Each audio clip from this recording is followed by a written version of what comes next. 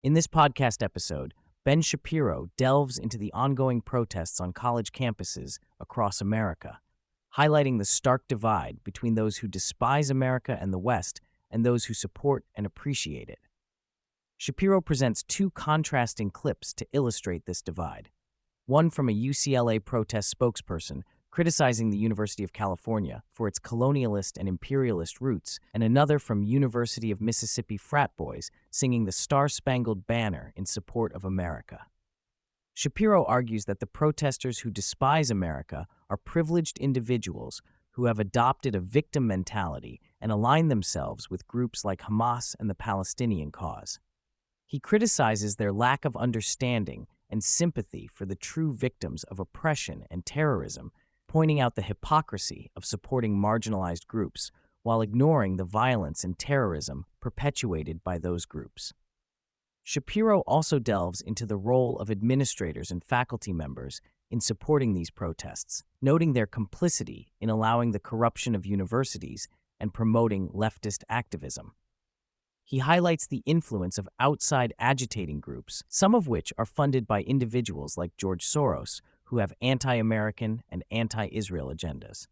The podcast also touches on the lack of condemnation from political leaders like Joe Biden, who fail to take a strong stance against the anti-Semitic and violent nature of the protests.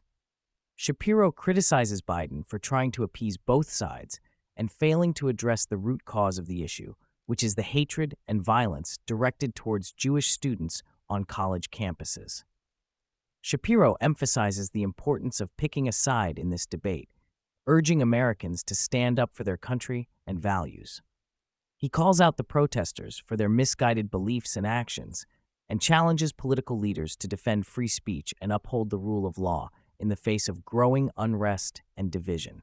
Shapiro goes on to criticize the left for their support of radical movements and their lack of clarity on issues such as the conflict in the Middle East. He praises Donald Trump for his moral clarity on the situation in the Middle East and his support for Israel. Shapiro also addresses the controversy surrounding an anti-Semitism bill, clarifying that the bill does not ban Christianity or the New Testament as some critics have claimed. The discussion then shifts to Elon Musk's decision to reinstate Nick Fuentes, a self-declared anti-Semite, on his platform. Shapiro acknowledges Fuentes' controversial views, but supports Musk's decision to uphold free speech principles. He emphasizes the importance of allowing differing viewpoints to be heard and challenged in the public sphere. Shapiro also criticizes Joe Biden for his recent comments insulting Japan and India, suggesting that it is dangerous to be an ally of the United States under Biden's leadership. He points out Biden's lack of clarity on key issues such as immigration and the economy, which could impact his re-election campaign.